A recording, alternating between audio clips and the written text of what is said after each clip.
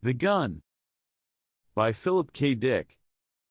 Planet Stories, September 1952. Nothing moved or stirred. Everything was silent, dead.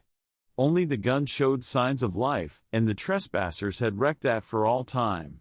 The return journey to pick up the treasure would be a cinch, they smiled. The captain peered into the eyepiece of the telescope.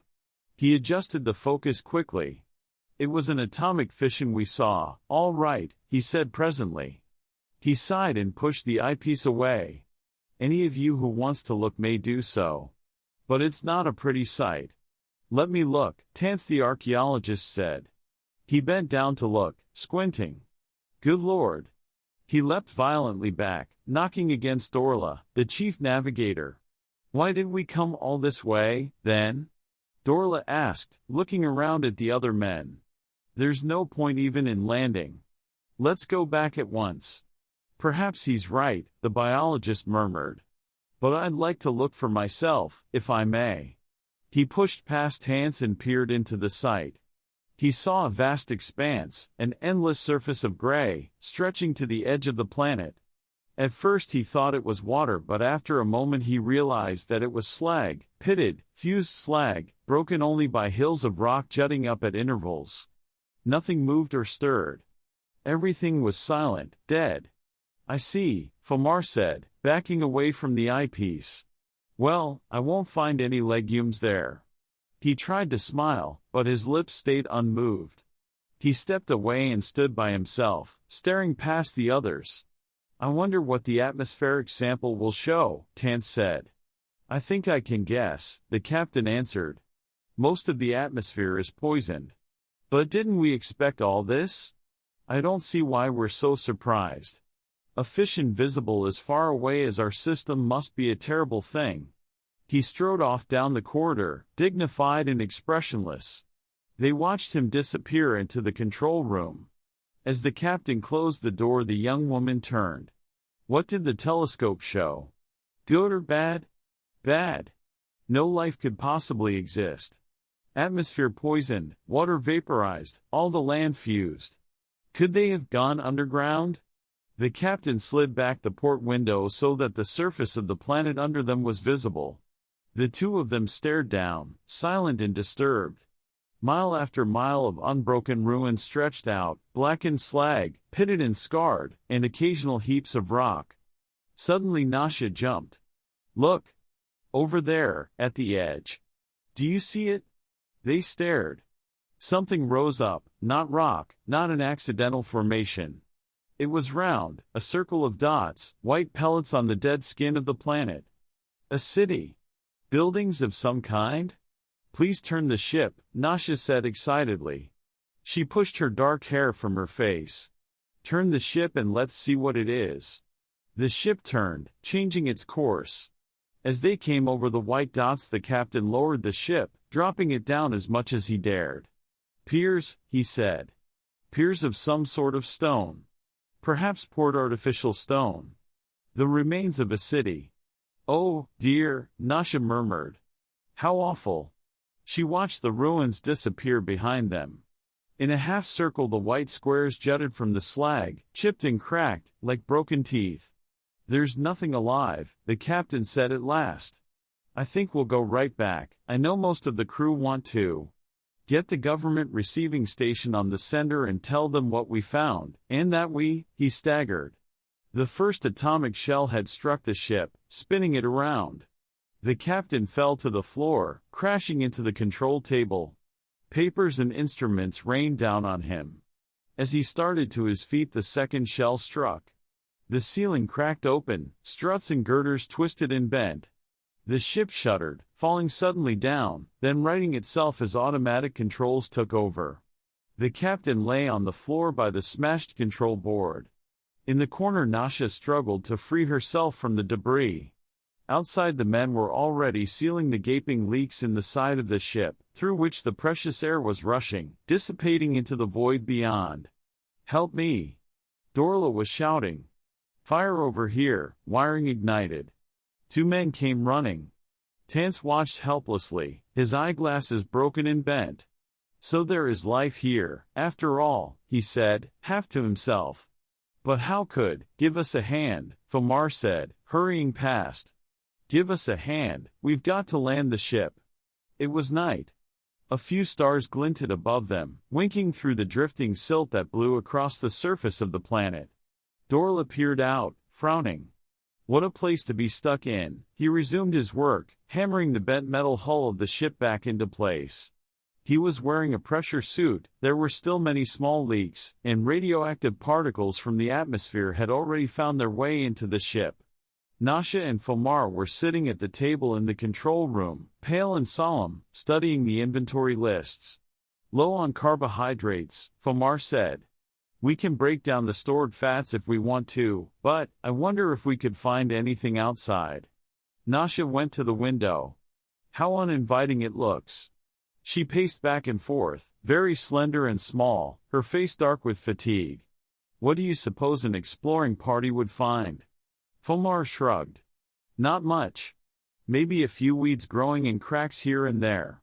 Nothing we could use. Anything that would adapt to this environment would be toxic, lethal. Nasha paused, rubbing her cheek.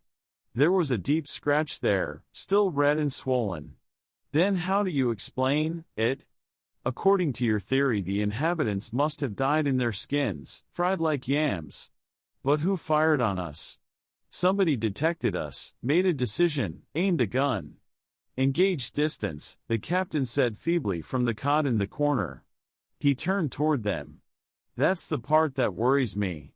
The first shell put us out of commission, the second almost destroyed us. They were well aimed, perfectly aimed. We're not such an easy target. True. Fomar nodded.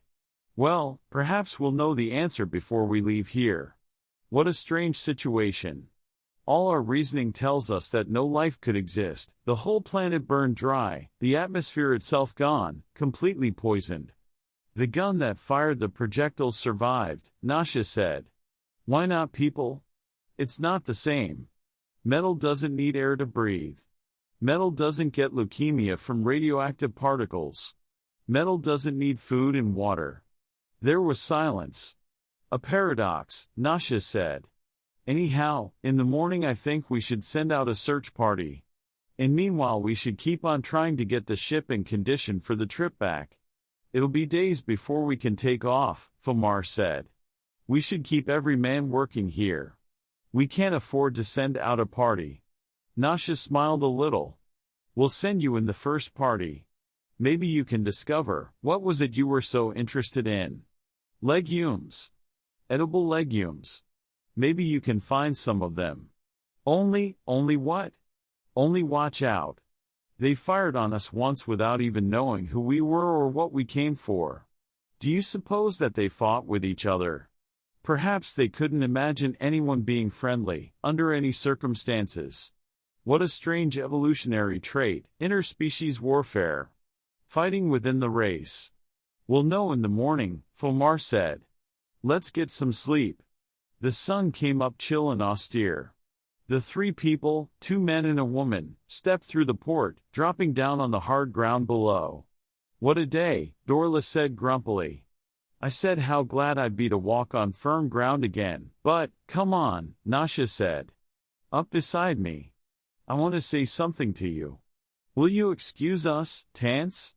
Tance nodded gloomily. Dorla caught up with Nasha. They walked together, their metal shoes crunching the ground underfoot. Nasha glanced at him. Listen. The captain is dying. No one knows except the 2 of us. By the end of the day period of this planet he'll be dead. The shock did something to his heart. He was almost 60, you know. Dorla nodded. That's bad. I have a great deal of respect for him. You will be captain in his place, of course. Since you're vice captain now, no. I prefer to see someone else lead, perhaps you or Fomar. I've been thinking over the situation and it seems to me that I should declare myself mated to one of you, whichever of you wants to be captain. Then I could devolve the responsibility. Well, I don't want to be captain. Let Fomar do it. Nasha studied him, tall and blond, striding along beside her in his pressure suit. I'm rather partial to you, she said. We might try it for a time, at least. But do as you like. Look, we're coming to something. They stopped walking, letting Tance catch up. In front of them was some sort of a ruined building. Dorla stared around thoughtfully. Do you see? This whole place is a natural bowl, a huge valley. See how the rock formations rise up on all sides, protecting the floor. Maybe some of the great blast was deflected here. They wandered around the ruins, picking up rocks and fragments. I think this was a farm, Tance said, examining a piece of wood. This was part of a tower windmill. Really? Nasha took the stick and turned it over. Interesting. But let's go, we don't have much time. Look, Dorla said suddenly. Off there, a long way off. Isn't that something? He pointed. Nasha sucked in her breath. The white stones. What? Nasha looked up at Dorla. The white stones, the great broken teeth. We saw them, the captain and I, from the control room. She touched Dorla's arm gently. That's where they fired from.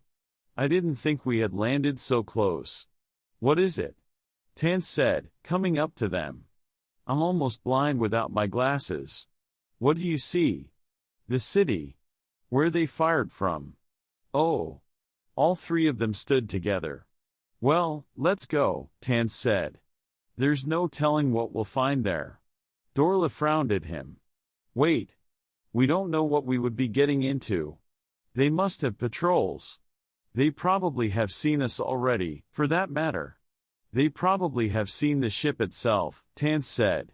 They probably know right now where they can find it, where they can blow it up. So what difference does it make whether we go closer or not? That's true, Nasha said. If they really want to get us, we haven't a chance. We have no armaments at all, you know that. I have a hand weapon. Dorla nodded. Well, let's go on, then. I suppose you're right, Tance. But let's stay together, Tance said nervously. Nasha, you're going too fast.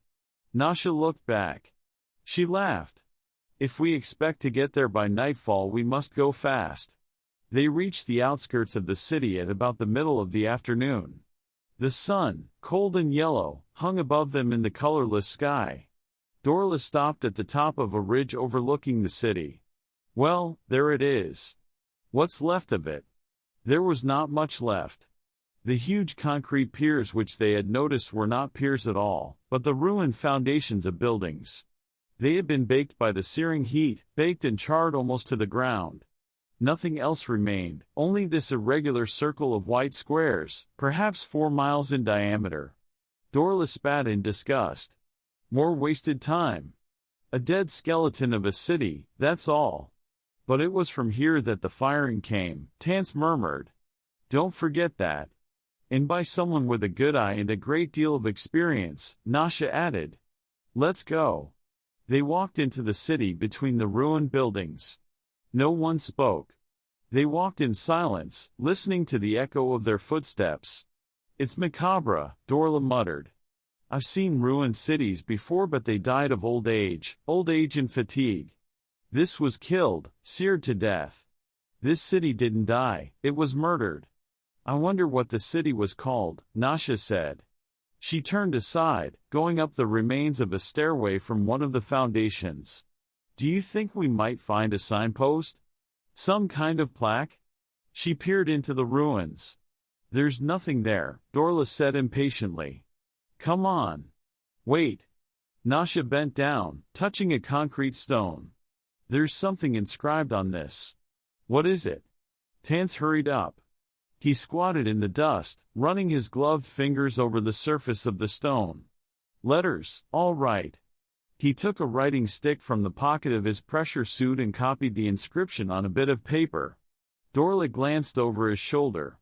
The inscription was, Franklin Apartments, that's this city, Nasha said softly. That was its name. Tance put the paper in his pocket and they went on. After a time Dorla said, Nasha, you know, I think we're being watched. But don't look around. The woman stiffened. Oh? Why do you say that? Did you see something? No. I can feel it, though. Don't you? Nasha smiled a little. I feel nothing, but perhaps I'm more used to being stared at. She turned her head slightly.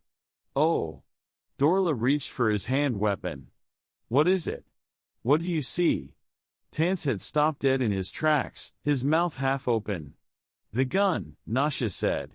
It's the gun. Look at the size of it. The size of the thing. Dorla unfastened his hand weapon slowly. That's it, all right. The gun was huge. Stark and immense, it pointed up at the sky, a mass of steel and glass, set in a huge slab of concrete. Even as they watched, the gun moved on its swivel base, whirring underneath. A slim vane turned with the wind, a network of rods atop a high pole. It's alive, Nasha whispered. It's listening to us, watching us. The gun moved again, this time clockwise. It was mounted so that it could make a full circle. The barrel lowered a trifle, then resumed its original position. But who fires it? Tance said. Dorla laughed. No one. No one fires it. They stared at him. What do you mean? It fires itself. They couldn't believe him. Nasha came close to him, frowning, looking up at him. I don't understand. What do you mean, it fires itself? Watch, I'll show you. Don't move. Dorla picked up a rock from the ground. He hesitated a moment and then tossed the rock high in the air. The rock passed in front of the gun. Instantly the great barrel moved, the vanes contracted. The rock fell to the ground. The gun paused, then resumed its calm swivel, its slow circling. You see, Dorla said, it noticed the rock, as soon as I threw it up in the air. It's alert to anything that flies or moves above the ground level. Probably it detected us as soon as we entered the gravitational field of the planet. It probably had a beat on us from the start. We don't have a chance. It knows all about the ship. It's just waiting for us to take off again. I understand about the rock, Nasha said, nodding. The gun noticed it, but not us, since we're on the ground, not above. It's only designed to combat objects in the sky. The ship is safe until it takes off again, then the end will come. But what's this gun for? Tance put in. There's no one alive here. Everyone is dead. It's a machine, Dorla said. A machine that was made to do a job. And it's doing the job.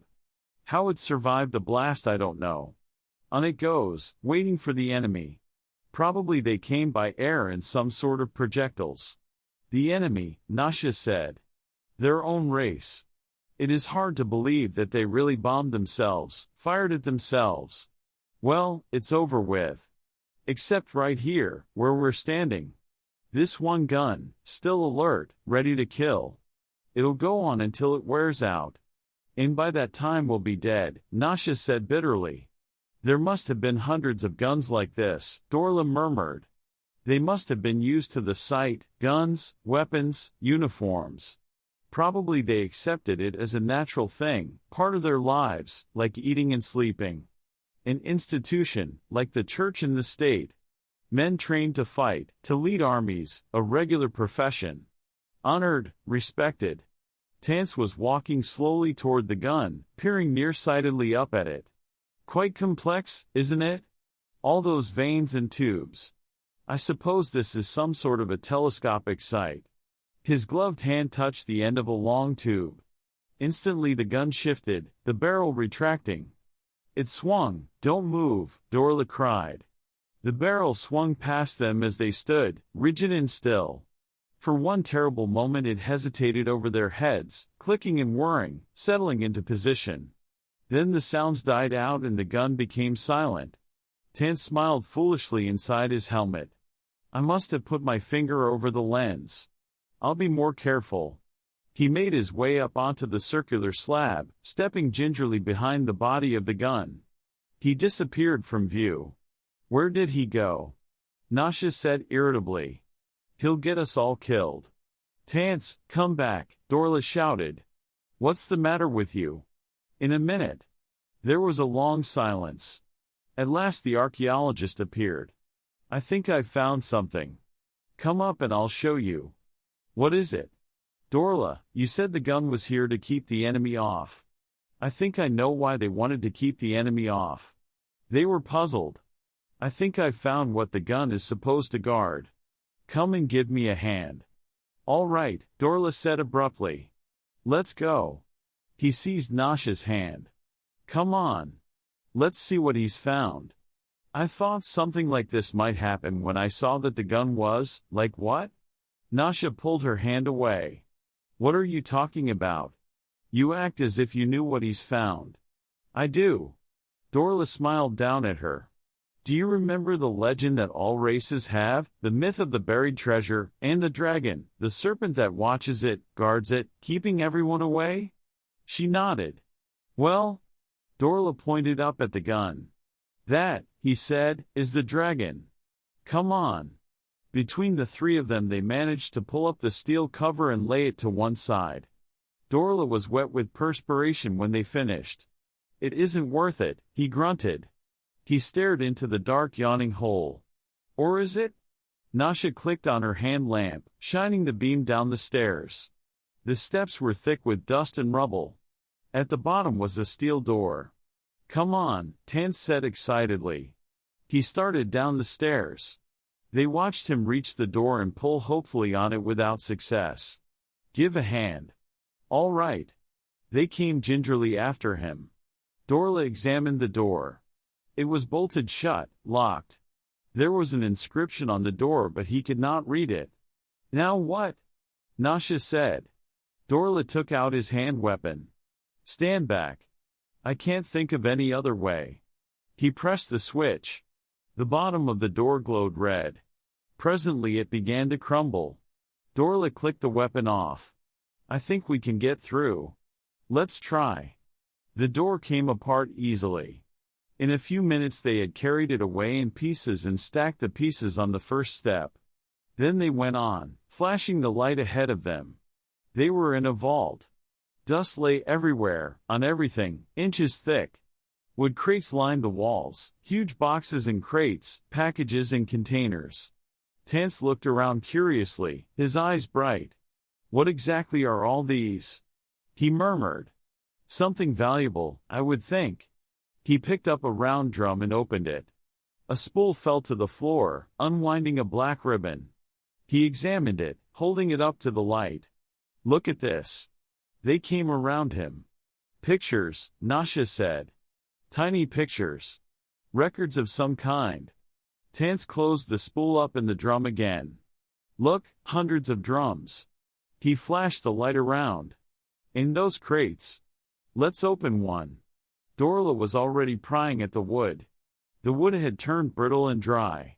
He managed to pull a section away. It was a picture. A boy in a blue garment, smiling pleasantly, staring ahead, young and handsome.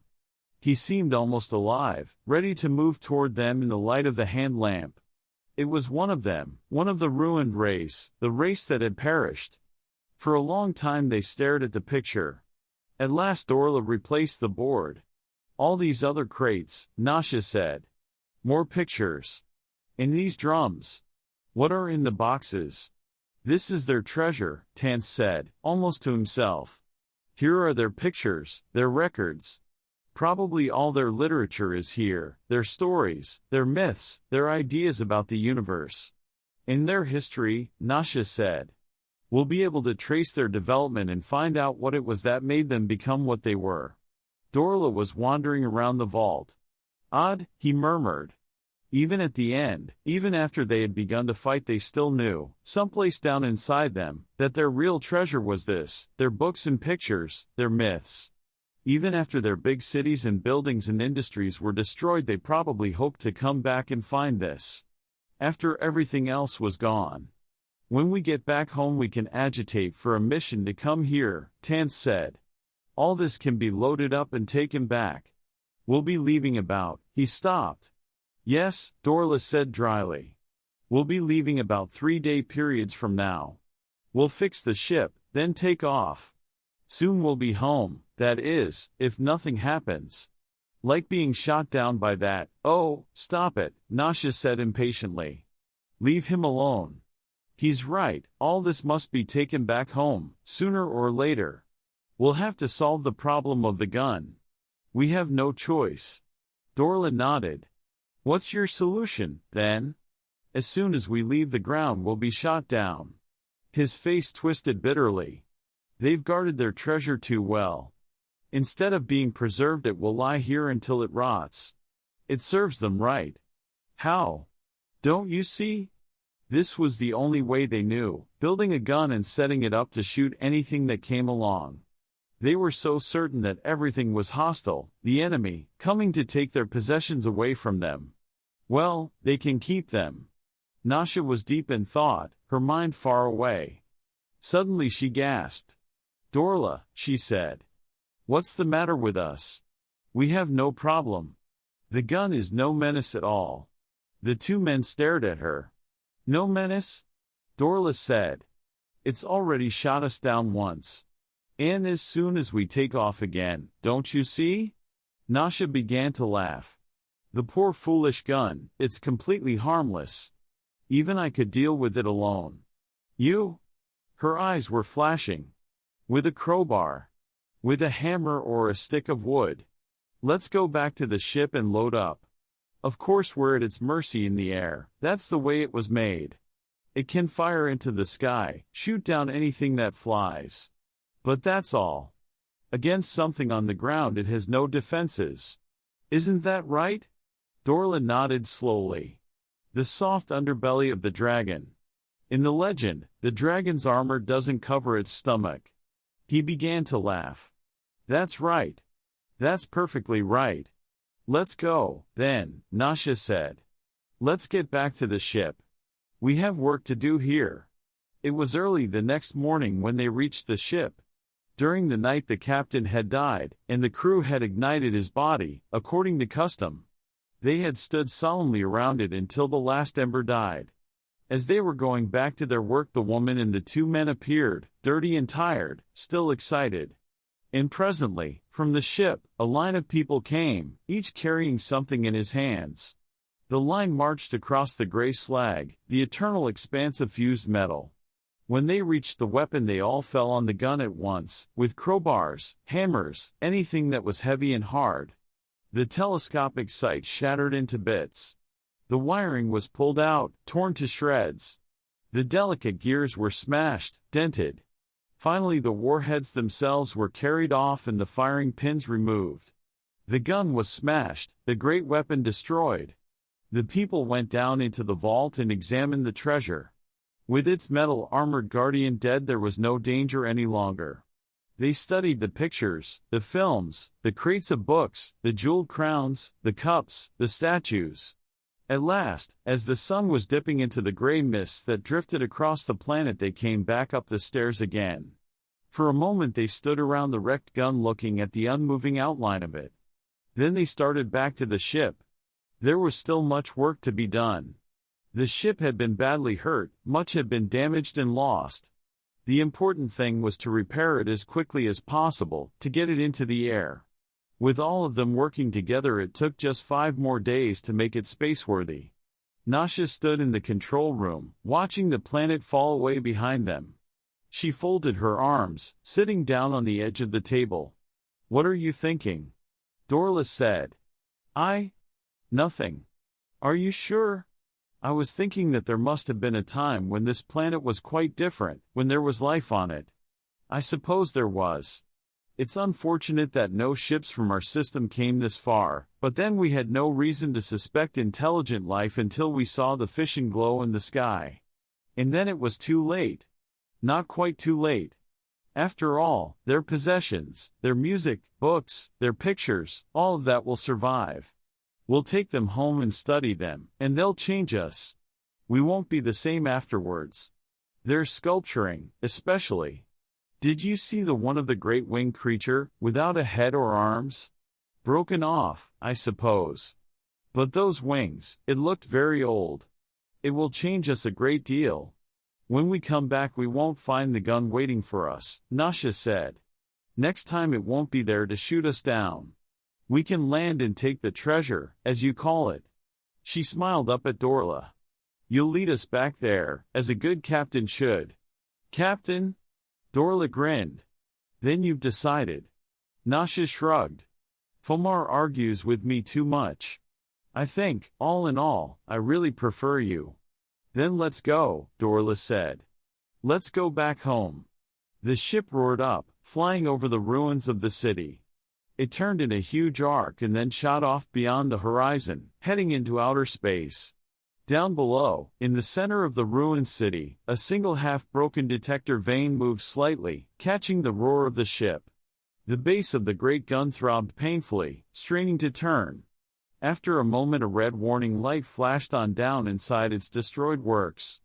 And a long way off, 100 miles from the city, another warning light flashed on, far underground. Automatic relays flew into action. Gears turned, belts whined. On the ground above a section of metal slag slipped back. A ramp appeared. A moment later a small cart rushed to the surface. The cart turned toward the city. A second cart appeared behind it. It was loaded with wiring cables. Behind it a third cart came, loaded with telescopic tube sights. And behind came more carts, some with relays, some with firing controls, some with tools and parts, screws and bolts, pins and nuts. The final one contained atomic warheads. The carts lined up behind the first one, the lead cart. The lead cart started off, across the frozen ground, bumping calmly along, followed by the others. Moving toward the city. To the damaged gun.